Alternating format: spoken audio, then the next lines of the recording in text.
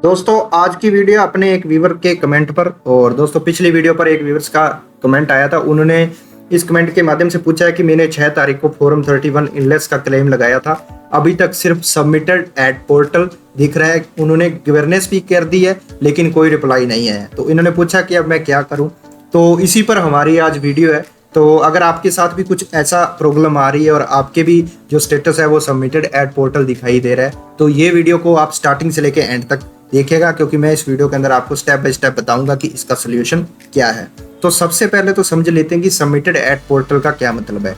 Submitted at portal का मतलब दोस्तों ये है कि आपका अगर स्टेटस सबमिटेड एट पोर्टल दिखाई दे रहा है तो इसका मतलब यह नहीं है कि आपका क्लेम रिजेक्ट हो गया। आपका क्लेम क्या है, अभी अंडर प्रोसेस है, प्रोसेसिंग के अंदर सक्सेसफुली प्रोसेस हो चुका है, सबमिटेड हो चुका है और अब वो क्या है, प्रोसेस के अंदर है। ईपीएफओ पहले उसकी जांच करेगा, देन उसको अप्रूव करे। ठीक है, तो सबसे पहले तो आपने ये समझ लेना है। उसके बाद जो आपका ऐसे क्यों हो रहा है, जो अभी तक यानी इतना डिले क्यों हो रहा है, क्लेम अभी सेटल क्यों नहीं हो रहा है, तो इसके कुछ कारण है। सबसे पहले तो ईपीएफ ऑफिस में ज्यादा क्लेम क्या है, पेंडिंग होना। ये सबसे पहले यही कारण है कि क्लेम अभी बहुत हुए हैं। अभी ईपीएफ को 3 पॉइंट सिस्टम अपग्रेडेशन हुआ है, तो इसलिए सर्विसेज को थोड़ा स्टार्ट होने में भी टाइम लग रहा है और इसके साथ टेक्निकल डिले भी हो सकते हैं। सर्वर सिंक्रोनाइजेशन के कारण भी ऐसा हो रहा है और उसके साथ हॉलीडे बैकलॉग है। इन सभी कारणों के कारण भी आपका जो क्लेम डिले होता है। तो इन दिनों क्या हो रहा है कि ईपीएफओ ने लाखों जो क्लेम है पेंडिंग वो धीरे धीरे प्रोसेस कर रहे हैं, तो टाइम लग रहा है। इस वजह से कई लोगों के क्लेम कुछ दिनों से क्या कर रहे हैं, ऐसे सबमिटेड एट पोर्टल दिखाई दे रहे हैं। तो कितने दिन आपको वेट करना चाहिए ये भी मैं बता देता हूँ कि अगर आपका सिर्फ क्लेम अभी 5-10 दिन पुराना है, आपने लगाया और उसको भी 5-10 दिन हुए हैं, तो आपको बिल्कुल भी पैनिक नहीं होना है। अगर हाँ क्लेम हो चुका है 15-20 दिन, अगर 15-20 दिन क्लेम को लगाए हो चुके हैं, तो आपने क्या करना है, सबसे पहले तो रेगुलर जो क्लेम का स्टेटस है उसको चेक करते रहना। ठीक है, तब अगले स्टेप पर आपने उसको जाना है, लेकिन उससे पहले आपने कुछ भी नहीं करना है। उसके बाद है ग्रीवेंस किया आपने, लेकिन उसका अभी तक रिप्लाई क्यों नहीं आया है।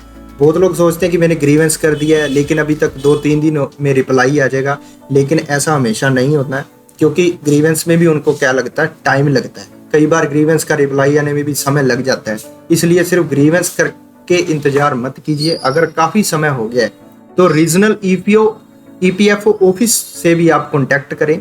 जरूरत पड़े तो CGPRAMS पर भी कंप्लेंट आप कर सकते हैं। ठीक है, अब क्लेम दोबारा लगाना चाहिए। तो अगर आप ऐसे सोच रहे हो कि क्लेम दोबारा लगा दे, तो ऐसा आपको बिल्कुल नहीं करना है। आपने क्या करना है, अगर आपका वही क्लेम जो है पहले से सबमिटेड एट पोर्टल है, तो दूसरा क्लेम आपने नहीं लगाना है। इससे क्या होता है, कंफ्यूजन बढ़ता है। पहले वाले क्लेम का रिजल्ट आने का इंतजार आपने करना है।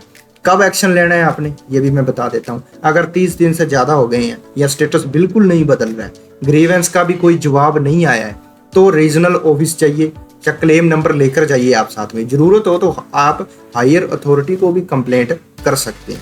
अब मैं आपको जरूरी सलाह आपके लिए यही है कि अगर आपका भी क्लेम पेंडिंग है तो पहले ये चीजें आपने चेक कर लेनी है। आपने KYC अप्रूव्ड है या नहीं, ये आपने अच्छे से चेक कर लेना है। बैंक अकाउंट एक्टिव है या नहीं, ये भी आपने चेक कर लेना है। आधार लिंक है या नहीं, ये भी आपने चेक कर लेना है। और UNA आपका एक्टिव होना चाहिए, ये भी आपने चेक कर लेना है या नहीं। एम्प्लॉयर की तरफ से कोई पेंडिंग एक्शन तो नहीं है, ये भी आपने देख लेना, क्योंकि इन सभी कारणों से भी कई बार क्या होता है, आपका जो क्लेम है वो अटक जाता है। अब बात करते हैं दोस्तों कि अगर आपके साथ भी ऐसी प्रॉब्लम आ रही है, जैसे आपने क्या करना है, नीचे कमेंट सेक्शन के अंदर पहले तो ये बताना है कि आपने कौन सा फॉर्म फिल किया है, आप 19 या 31 या 10C लगाया है और कितने दिन से पेंडिंग है, कौन सा अभी करंट के अंदर स्टेटस दिखा रहा है। ये सभी चीजें आपने कमेंट के अंदर बतानी है और आपने स्टेटस में बताना है कि सबमिटेड एट पोर्टल दिख रहा है या क्या दिख रहा है।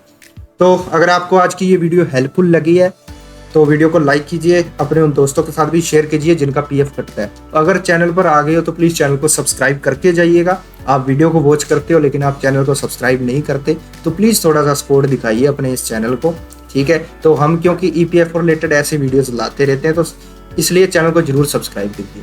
तो मिलते हैं दोस्तों एक नई वीडियो के साथ, एक नए टॉपिक के साथ। तब तक के लिए धन्यवाद दोस्तों, जय हिंद।